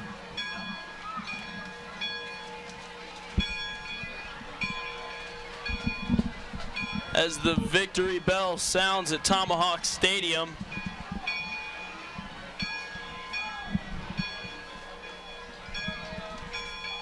Well, it looks like we're got Parker down on the field here.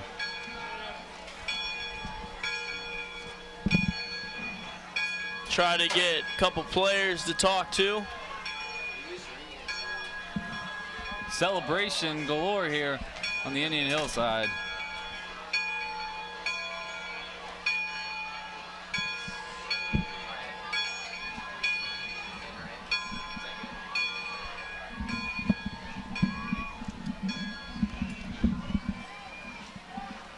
Indian Hill showing respect to their student section.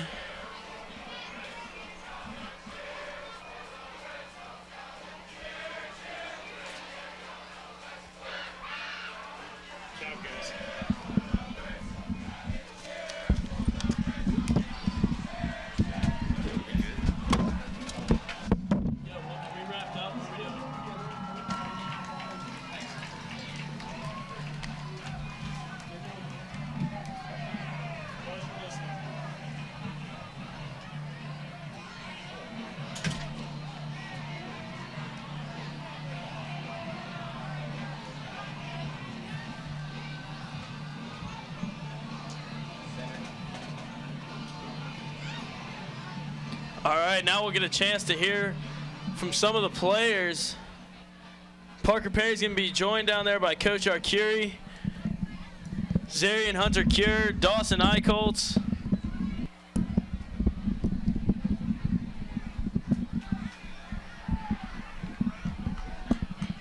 Parker, we'll send it down to you.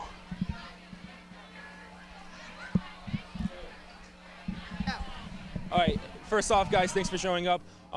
You know, aside from the score, we talked a little bit at halftime, but how do you think your team finished the game?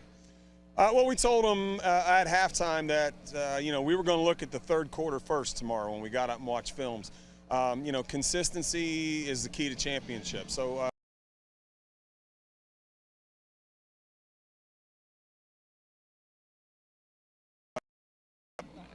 What's going on? I don't know. Today the O-line was looking great. Yeah. We practiced really hard all week.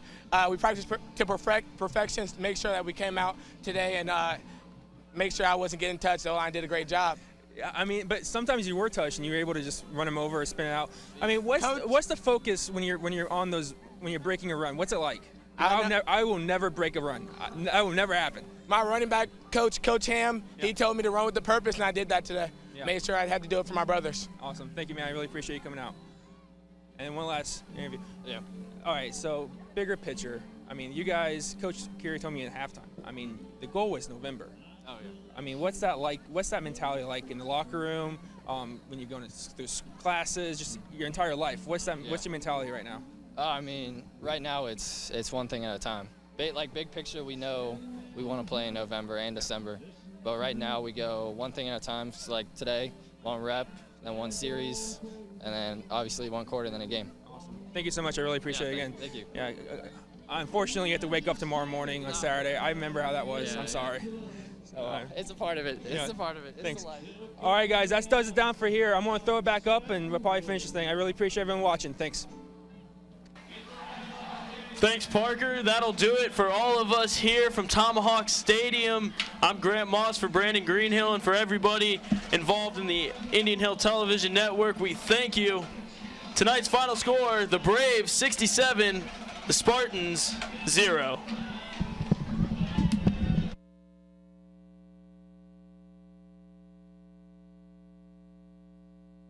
Exclusive coverage of tonight's game on the Indian Hill Television Network has been a copyrighted presentation of the Indian Hill High School Video Department.